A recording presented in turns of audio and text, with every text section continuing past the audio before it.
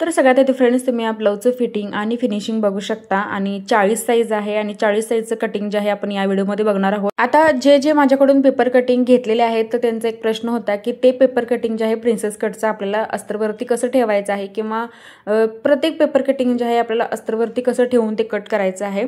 आता हे सगळ्यात आधी माझा पीस आणि ते लेस जे आहे मी 1 मीटर घेतलेले आहे। अस्तर आपल्याला घ्यायचं आहे 1 मीटर।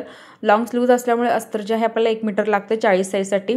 आता हे पेपर कटिंग तुम्ही बघू शकता जे बरेच जणांनी घेतलेले आहेत प्रिन्सेस कटचे सुद्धा। आणि जर तुम्हाला ही पेपर कटिंग मागवायचं असेल तर अशा पद्धतीचा जो सेट आहे आपल्याकडे पूर्ण येतो, म्हणजे पूर्ण त्याच्यामध्ये स्लीव्ज आणि फ्रंट पार्ट बॅक पार्ट असतं आणि त्याच्यावरती लिहिलेलं सुद्धा असतं की किती मध्ये आपल्याला कोणतं मार्जिन जे आहे कुठे कुठे वाढवायचं आहे। सो इथं पेपर कटिंग आहे 40 साईजचा।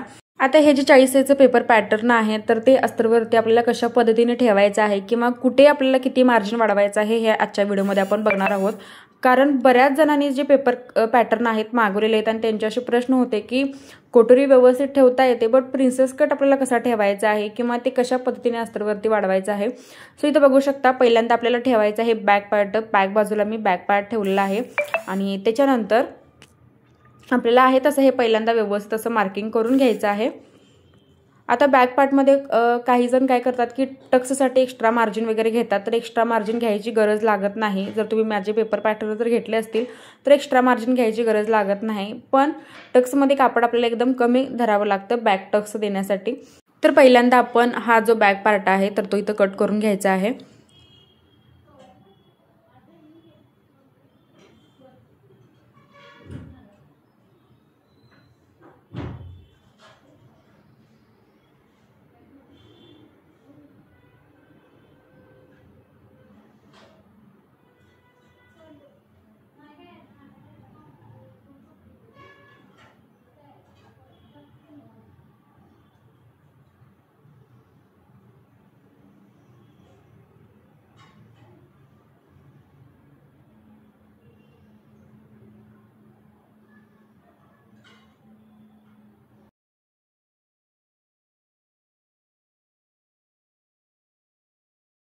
तर आता बॅक पार्ट जो आहे आपण कट करून घेतलेला आहे। त्याच्यानंतर फ्रंट पार्ट जो आहे आपल्याला गळ्याची जी साईड आहे तर ती नेहमी तुम्हाला मी सांगत असतो की तुम्हाला जर शोल्डर प्रॉब्लेम वगैरे होत असेल, शोल्डर जर पडत असेल तर अशा पद्धतीने आपल्याला ठेवायचं आहे अस्तरवरती, म्हणजे क्रॉसमध्ये आपल्याला जे आहे पॅटर्न तो ठेवायचा आहे।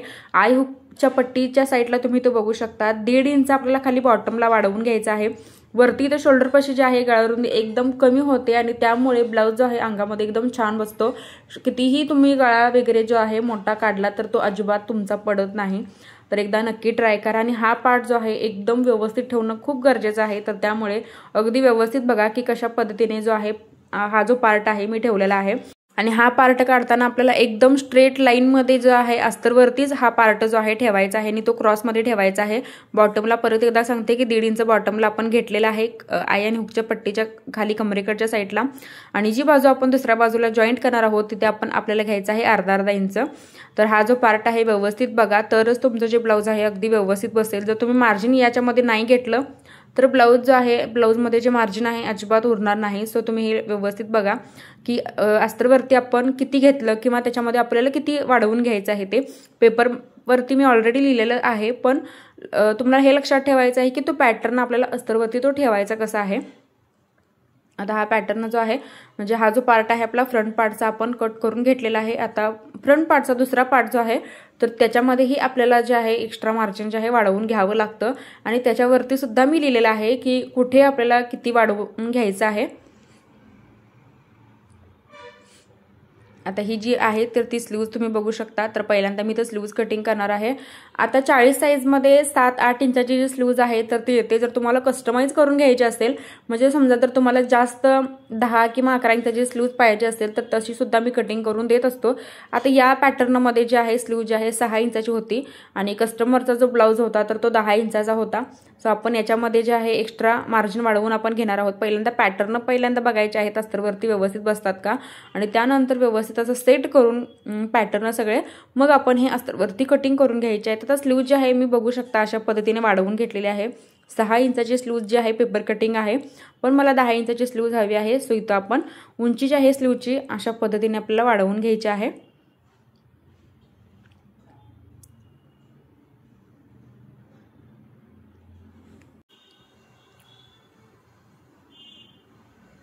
तर हे बघा उंची मी तर वाढवून घेतलेली आहे स्लीवची. तर तुम्हाला जर उंची जास्त हवी असेल स्लीवची तरी वाढवू शकता किंवा आहे तेवढेच तुम्ही ठेवू शकता. आता इथं स्लीव्ज मी कट करून घेतलेले आहे. तर स्लीव्जचं काय करायचं, हात रुंदी जी आहे तर ती आपल्याला घ्यायची आहे. आता या स्लीवची कस्टमरच्या स्लीवची जी हात रुंदी होती 40 साईजची तर ती 5.5 इंच होती. तर 5.5 + 2 इंच 7.5 इंच आपण हात रुंदी घेतली. आणि त्यानंतर जे एक्स्ट्राचं कापड आहे तर ते हात रुंदीचं आपल्याला कट करायचं आहे. व्यवस्थित इथं स्लीवचा जो आहे आपल्याला शेप द्यायचा आहे. आता हे एक्स्ट्राचं कापड जे आहे आपलं शिल्लक राहिलं होतं ते आपण पूर्ण कटिंग करून घ्यायचं आहे. त्यानंतर मागचा पुढचा जो भाग आहे तर तोही असा वर खाली थोडासा होतो कटिंग करत्यावेळी, तर तोही आपण एकदम व्यवस्थित असा कट करायचा आहे. आता बाहीचा जो आपला पुढचा शेप असतो तर तो मी स्टिचिंग करताना देत असतो, अगोदर मी देत नाही. तर बऱ्याच जणांचे ते पण प्रश्न असतात की तुम्ही स्लीवचा डबल शेप देता का, तर मी डबल शेप देत नाही. एकाच शेपमध्ये स्लीव्ज काढते, पण जोडताना स्लीव्जचा जो आपला फ्रंटचा शेप असतो तर तो मी कटिंग करतो. आता हा प्रिन्सेस कटचा दुसरा पार्ट आहे तर तो अशा पद्धतीने आपल्याला ठेवायचा आहे अस्तरवरती. बघू शकता आपली जी फिटिंग कटची साईड आहे तर त्या साईडला आपल्याला घ्यायचं आहे 1.5 इंच. सगळ्यात आधी आपल्याला पेपर आहे तसं हे ठेवून घ्यायचं. बघू शकता कमरेकडची जी साईड आहे बॉटमला 1.5 इंच मी एक्स्ट्रा घेतलेला आहे मार्जिन. आणि त्यानंतर मग हा जो पार्ट आहे आपल्याला व्यवस्थित असा कटिंग करून घ्यायचा आहे. म्हणजे तुमच्या ब्लाऊजमध्ये बघा पपसुद्धा खूप छान येतो फ्रंटला आणि मार्जिनसुद्धा 2 इंचाचं फुल मार्जिन राहतं. सो तुम्ही व्यवस्थित बघा की फ्रंट पार्टमध्ये आपल्याला दोन्ही पार्टमध्ये वाढवावं लागतं आणि ते व्यवस्थित वाढवून घ्या तरच तुमचा जो ब्लाऊज आहे एकदम छान होतो. आता आपलं अस्तरवरती जे कटिंग आहे पूर्ण मी तुम्हाला स्टेप बाय स्टेप सांगितलेलं आहे. तरी काय डाऊट वाटत असतील तर तुम्ही मला कमेंटमध्ये विचारू शकता. मेन कपड्यावरती आता आपण कटिंग जे आहे सगळे पार्ट जे आहेत आपल्याला ठेवून हे कट करायचे आहेत. आणि मेन कपड्यावरती आपल्याला कोणतंच एक्स्ट्रा जे मार्जिन आहे तर ते घ्यायचं नाही. हां, थोडं शिलाईसाठी सोपं जाईल इतकं जे कापड आहे थोडं आपल्याला एक्स्ट्रा ठेवायचं आहे, बट एक्स्ट्रा मार्जिन असं जे आहे मेन कपड्यामध्ये आपल्याला कुठेही घ्यायचं नाही. आणि मेन कपड्यावरती जे आहे पहिल्यांदा आपण सगळे पार्ट ठेवायचे आहेत आणि त्यानंतरच मग व्यवस्थित सेट करून झाल्यानंतरच मग हे सगळे जे पार्ट आहेत आपल्याला व्यवस्थित असे कट करून घ्यायचे आहेत. सो फ्रेंड्स, आजचा व्हिडिओ तुम्हाला कसा वाटला हे कमेंटमध्ये नक्कीच सांगा. आणि जर तुम्हाला पेपर कटिंगच्या ऑर्डर म्हणजे पेपर कटिंग जर तुम्हाला हवे असतील तर नंबर मी शॉर्ट व्हिडिओमध्ये दिलेला आहे. याच्यामध्ये सुद्धा मी डिस्क्रिप्शन बॉक्समध्ये नंबर देईल, तुम्ही एकदा नक्की चेक करा. जर तुम्हाला पेपर पॅटर्न हवे असतील तर सिंगल पॅटर्नसुद्धा अवेलेबल आहेत आणि फुल सेट जर तुम्हाला घ्यायचा असेल तर तोही अवेलेबल आहे. बोटनेकचे सुद्धा पॅटर्न आहेत, कटोरीचे सुद्धा पॅटर्न आहेत. सो जर तुम्हाला पाहिजे असतील तर मला कॉन्टॅक्ट नक्की करा. आणि आजचा व्हिडिओ कसा वाटला हे कमेंटमध्ये नक्कीच सांगा. आणि आपलं जे कटिंग आहे पेपर पॅटर्न ठेवून कसा ब्लाऊज जो आहे कट करायचा हे मी तुम्हाला सांगितलेलं आहे.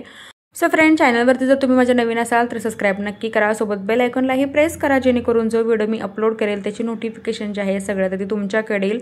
नेक्स्ट व्हिडिओ तुम्हाला कोणता बघायचा आहे तेही मला कमेंट करून सांगा. आणि व्हिडिओ शेवटपर्यंत बघितल्याबद्दल अगदी मनापासून धन्यवाद. आता फायनल लुकसुद्धा तुम्ही या ब्लाऊजचं बघू शकता की आपला जो ब्लाऊज आहे खूप छान असा रेडी झालेला आहे. फिनिशिंगसुद्धा तुम्ही ब्लाऊजचं बघू शकता, एकदम परफेक्ट फिनिशिंग सहित आपला जो ब्लाऊज आहे रेडी झालेला आहे. थँक्यू.